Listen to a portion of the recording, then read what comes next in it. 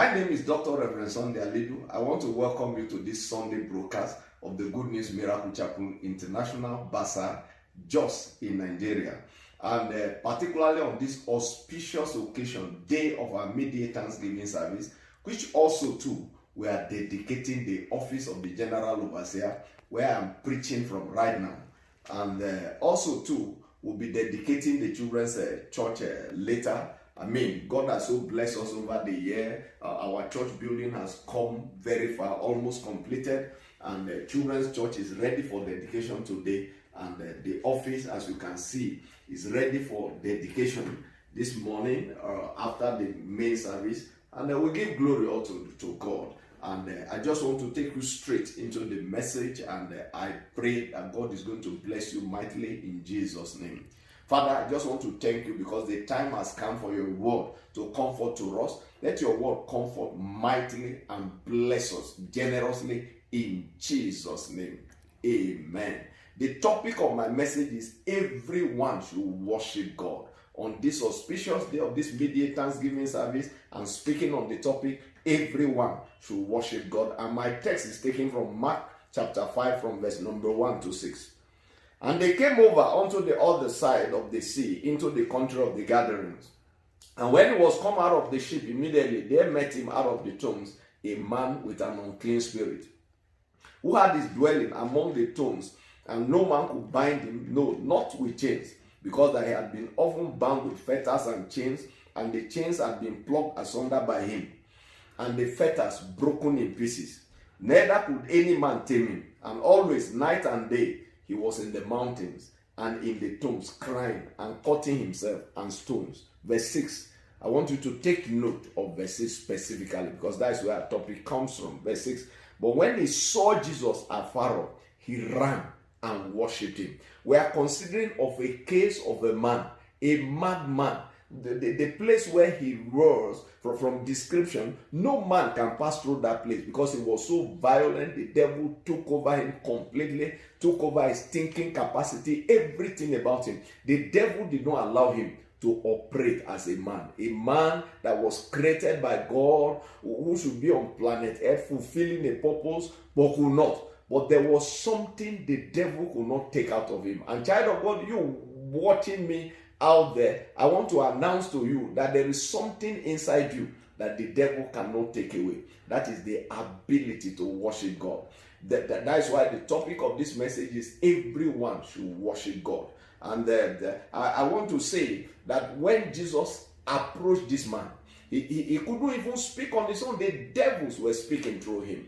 But there was something inside him that the devil could not take away. The ability to worship. On this day of Thanksgiving service, we are all going to worship God. Your case is not as bad as this man's case. But what did he do? The devil took over his voice. He couldn't speak. So he went straight and lied down straight. And the Bible says he worshiped the Lord. But when he saw Jesus afar off, he ran and worshipped him. And when he worshipped the Lord, we are going to see subsequently the things that happen as a result of the worship that he gave unto God. Today we are going to worship God not only in words but with our substance. And as we do so, whatever binds us, whatever obstacle we have encountered is going to be broken today in Jesus' name. Now we are looking at the story of a man that the Bible says no man could help him. They bound him before with chains so that he will not be violent, but the demons in him will make him tear off the chains, and the family abandoned him because they could not help him any longer. And he too could not help himself. Are you out there? Maybe you cannot help yourself, but there is something inside you. Worship. You can worship the Lord. As you worship the Lord, beyond the fact that you cannot help yourself, I want to assure you today that God is going to help you from whatever travails, whatever torments, whatever problems you pass through. And because he worshipped the Lord, the demons inside him were all cast out. He was liberated. He gained freedom. And what happened? What the demons inside him were speaking. There were pigs that were around that place. So some people were keeping pigs, and the devils requested that the Lord should allow them to go into the pigs, and Jesus gave them leave. And the Bible tells us that, look at Mark chapter 5, again, verse 13, where we took our text from. The Bible says, and forthwith Jesus gave them leave, and the unclean spirits went out and entered into the swine, and the head ran violently down a steep place into the sea. They were about 2,000 and were choked in the sea. 2,000 swine. The demons that only one man was carrying, entering into 2,000 hefty swine, and 2,000 of them could not bear the demons, and they were drowned in the sea. And I just did a research, and I discovered that in Nigeria, where I'm preaching from, the average price of a pig is about 60,000 naira, which means 120 million went down the water because of the freedom that Jesus wants to give to a man. A child of God, I want to announce to you, if you worship this God, if you serve him, if you serve Jesus, so many things are going to go down because of you. And the 120 million naira, that's about 211,000 pounds, or about $291,000 for a man that worship the Lord. But can I surprise you? Jesus can even do more for you. The Bible says in Isaiah chapter 43 verse 4, I read, since thou was precious in my sight, thou hast been honorable, and I've loved thee. Therefore will I give men for thee, and people for thy life. A worshiper is precious in the sight of the Lord. And a worshiper is honorable in the sight of the Lord. And he says, since you have been precious, you have been honorable, I'll not only give animals for your sake, I'll not only give money for your sake, I can even give men for your sake. Is there any man that is an obstacle to your life? He can go down.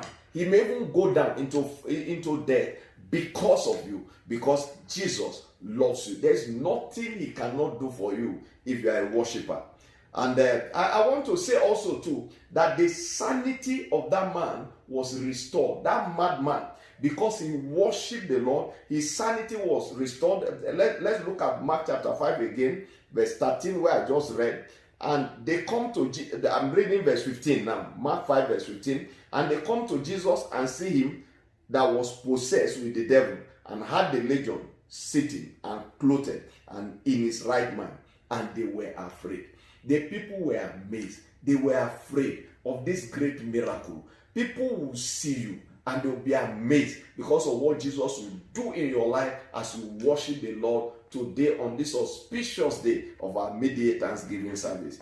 The Bible says he was sitting, he was quiet, he was no longer making trouble, he was clothed and was in his right mind. In fact, one of the evidence that somebody is not mad is that you are properly clothed. But there are many mad people in our society today, possibly not wearing rags.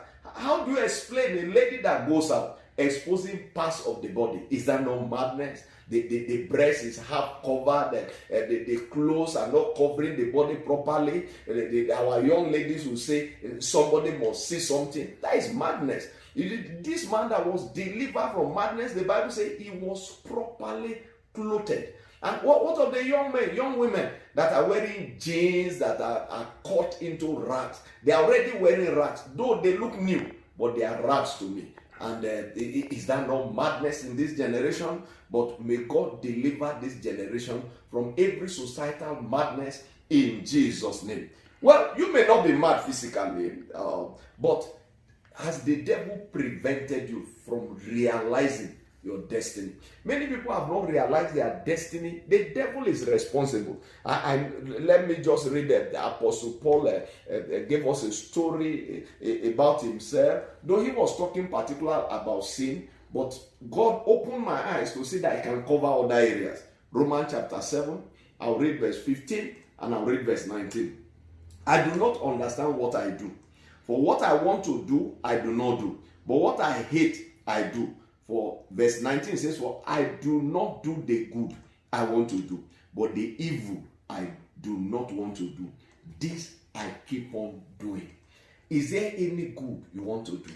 Maybe you have a vision, a vision to build a hospital, a vision to build a school, a vision to do great things that will bring a succor and welfare to the lives of people. You desire to do it. But either you are not able to do it because of procrastination or because of lack of capital. The scripture says, what I want to do, I cannot do. But what I do not want to do, some useless things you do want to do, you find yourself doing them, committing sin and doing abominable things, but not doing things that are good. The devil is responsible for it in conspiracy with your flesh. But the Bible tells me that if you are a worshiper, from what we have seen from the story today, if you are a worshiper, whatever binds you from realizing your destiny, you are going to be set free in Jesus' name. For that man, he was no longer mad. He was no longer a madman. He has become free. That was a man now that was going to face his destiny and is going to achieve his destiny because Jesus set him free. And on this auspicious day of this Thanksgiving service, as we give him worship, not only in words, but with our substance, God is going to set us free from every bondage that holds us in Jesus' name. And now, why and how do we worship or thank God? We'll be looking at the why and we'll be looking at the how at the same time. Now, we thank God for his protection. Now, I want to say specifically that since 2019, late 2019, 2020 has passed, we are in 2021, there has been a pandemic that has ravaged the world. But you that is listening to me, God has protected you. Or maybe you had the virus and God has delivered you. That is why you have the ability to be able to hear this message that is being preached right now. So we have every cause to thank God. Or are you in a country like Nigeria, where I am, where there's kidnapping going on, all kinds of things are going on. People are being kidnapped. The terrorists are killing people all over the place. The situation in Nigeria is very terrible. The government has become helpless, but God is not helpless. God has been protecting you. God has kept your life, protected you from kidnappers and robbers.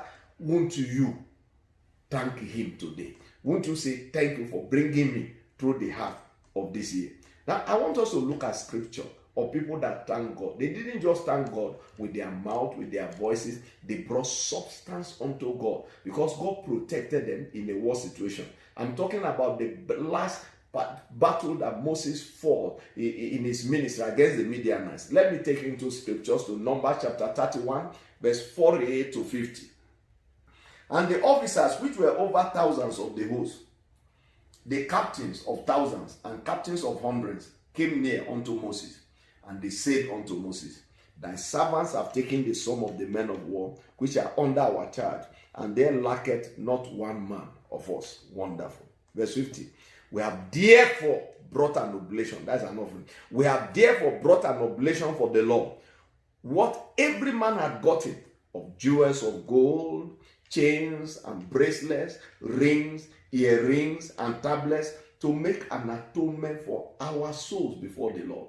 When you bring a thanksgiving unto God as a worship unto him, you are bringing an atonement for your soul. You are saying, you are the owner of my soul. You have helped me. You have protected me. You have blessed me with good health. You have blessed me with food. You have delivered me from destruction. I'm not just coming to use my mouth to eulogize you. I have come with a substance. I have come with gold. I have come with silver. I'm presenting a check unto you. I am presenting this amount of cash unto you for what you have done for me, for protecting me. Hallelujah. And I want to say this, that it is not only when God has blessed us with substance that we have to thank God.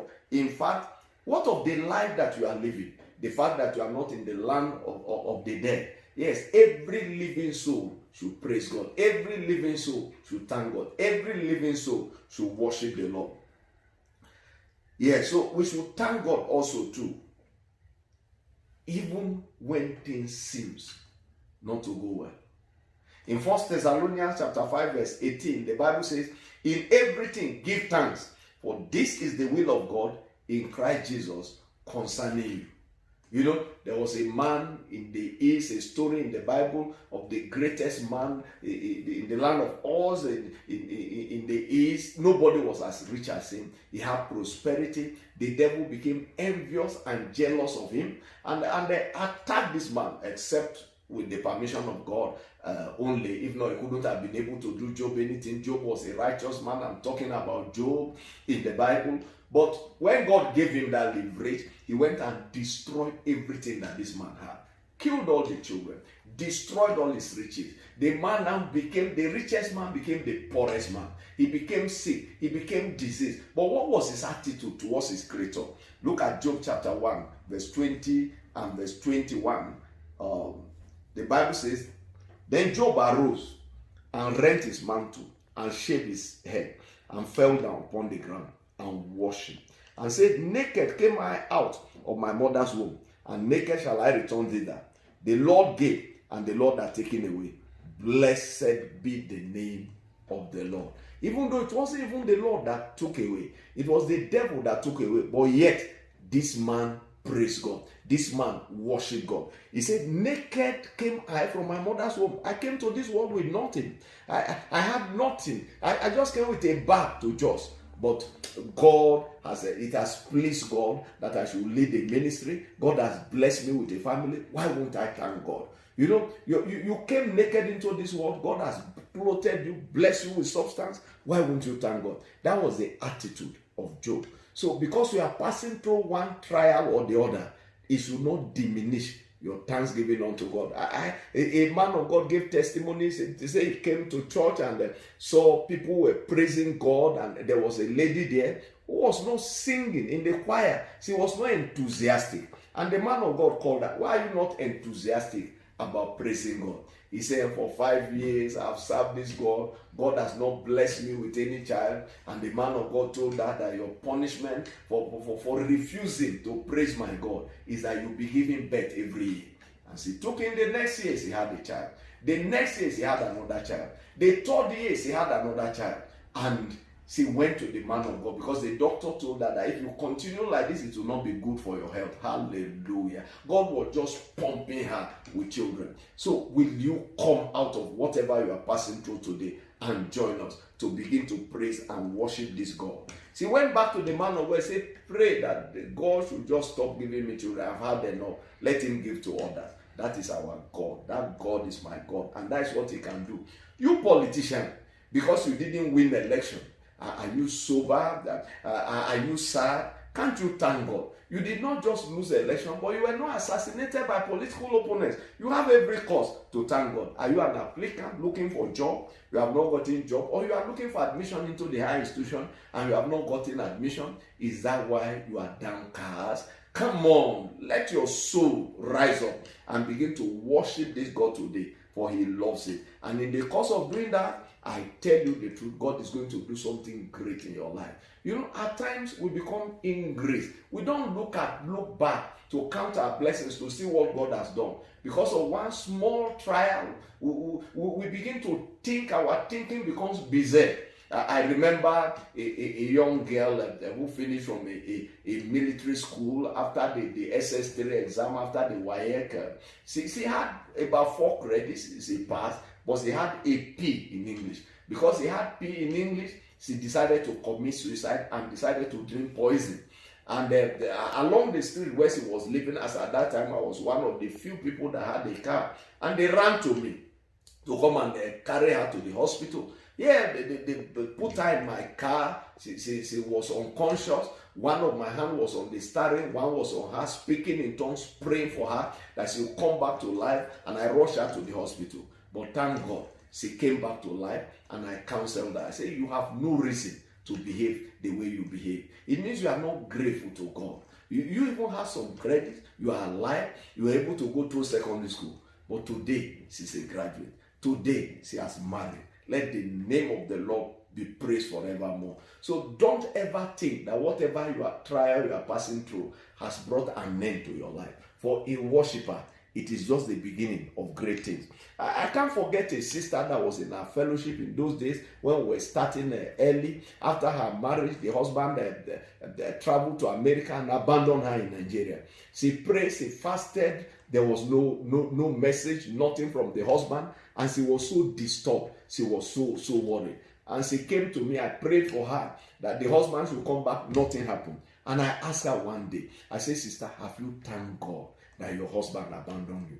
He said, man of God, how can I thank him for my husband abandoned? I said, that is what is left for us to do now. The Bible says, in everything, We should give thanks unto him. And we gave thanks, quality thanks. She did it in tears. Yes, even in tears, you can thank God. She worshiped God. And not quite long after, some months after that, he brought a man to me wearing jeans and just looking like a Yankee man. And I didn't need anybody to tell me that the Americana had arrived. And I said, oh, were you the one that gave trouble to this sister? He said, no, it was the devil. And thank God, God brought him. She worshiped God and God intervened.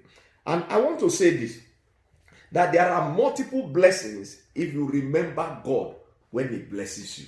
You know, the Bible says in Deuteronomy 8 verse 18, he said, but thou shalt remember the Lord thy God, for it is he that giveth thee power to get wealth, that he may establish his covenant which is well unto thy fathers as it is this day. How do you remember God? You remember God by paying your tithes unto him. You remember God when there are needs in the household of God. You support the work that he's doing. You remember God when you take care of the poor, the orphans, and you do it in remembrance of God. I remember when I published my first book, Making and Multiplying Money, the first set of books I got, I said I'm going to use those books to appreciate God that gave me the enablement to write the book. All the books we sold, all the money that came from it, I did not take a penny or a kobo to myself. We use it to take care of orphans. You know, we not just that we went to orphanage houses, we went into communities looking for orphans to take care of them. When you do that, you are remembering God. And today, particularly, this is the day of our Thanksgiving service. You can also give unto God too. I remember I went to a church to preach, and the pastor didn't tell me the church had need, but I perceived in the spirit that the church had need, and I wrote a check. You know, God told me to give an amount that was above my salary. I was working with the Ministry of Defense that time. The amount God was asking me to give was far above my salary. So how will I be able to give to this church? I wrote a check in advance, and I carried the check to the altar so that the devil will not manipulate me to stop me. And I announced to the church that this is what I've just done, and I'm giving the check to the church. And many people also follow suit and gave generously unto God that day. I tell you, just the same day, as I finished preaching, a sister walked up to me. He said, God told me to give you a certain amount of money. He didn't know how much I wrote on the check, but the amount he gave me was far above the amount that I gave to the check. She gave me the cash the same day. And the next day when I went into my office, a schoolgirl brought an envelope to me. My name was only written on the envelope. There was cash of money in the envelope. No explanation. But I knew what the explanation was. I gave above my salary unto God. It was painful to do that, you know, but God remembered me in the most unusual way. And today, I just want to call on you to join us, even through this medium, as you are hearing me, to join us in thanking God. You can give a substance unto God through this medium. Our account number is on the screen. Our contact is on the screen. And as you just give this thanksgiving unto God because you love him, I want to assure you that God is going to bless you generously in Jesus' name. Oh, Father, I just want to give you praise. If you are hearing me wherever you are, can you join me to begin to thank God? That we will worship you today. Thank you for this powerful word that has comfort unto your people. I give you all the praise and the glory in Jesus' name. Now, I just want to, there are some people, God has opened my eyes to see what they are passing through. And right now, I'm going to pray for you. There's somebody out there, you are listening to me. You have severe neck pain, and it is difficult for you to even turn the neck. But as I'm speaking to you right now, put your right hand on your neck as I pray, and that pain is going to disappear. The Lord told me the pain will disappear as I pray. You foul spirit that has bound that neck, causing pain, I command you, devil, take your hands off that neck right now. Neck, receive the healing of the Lord. Oh yes, begin to turn that neck and begin to worship God, and you are going to discover that you are free. And there's a woman listening to me. You are slated for surgery for the removal of what we call goiter. That is the enlargement of the typhoid. That is a medical condition, and God wants to heal you right now. put your hand on that abnormal growth on your neck as I pray, that growth is going to disappear right now. Father, let your power come over this woman, and you goiter, I command you, dry up right now in the name of Jesus. I pronounce you totally healed right now in Jesus' name. I can see a young man, you fell into the hands of fraudsters recently and they duped you. God wants to replenish you as I pray, and you are going to be back on your feet. All you just have to do after this prayer is just walk into any Bible-believing church and sow a seed in connection with this, and God is going to enlarge you. God is going to make you come back to your feet once more. Father, I commit this young man into your hands who has fell into the hands of dupers. Lord God, I pray that you shall restore him back in the name of Jesus. And there's a young lady listening to me. You have concluded arrangements to commit abortion. You are pregnant. You want to commit abortion. I don't know under what condition you became pregnant, but the law says I should tell you that you should not try it. That if you go into that abortion, you may not come out alive. And moreover, that child you are carrying is a child of destiny that is going to bring joy to your life. Young lady, just repent of what you want to do and begin to serve God. Don't care about any stigma. God is going to deliver, He's going to set you free, He's going to take away your shame in the name of Jesus. And there's an elderly lady who is listening to me, who is trusting God for the fruit of the womb. I want you to put your right hand on your womb right now as I pray. That womb is going to come alive. Yes, you power of barrenness, I bind you, I command you, get out right now in the name of Jesus. I pronounce you fertile. Yes, you shall carry your own child by the time of life next year in the name of Jesus. Now I want to pray for every person that has joined in listening to me being part of this Thanksgiving service. It could be on Facebook, it could be on WhatsApp, it could be on YouTube, on whichever medium you have listened to this. I want to pray for you. Daddy, I release your blessings of thanksgiving upon all these individuals, even as they worship you, as they thank you today. Daddy, I pray that you shall set them free from every bondage and open doors of breakthrough for them in Jesus' name. Thank you out there for listening to me, and I'll come your way again anytime I come online again to preach. Remain blessed and stay safe in Jesus' name. Amen.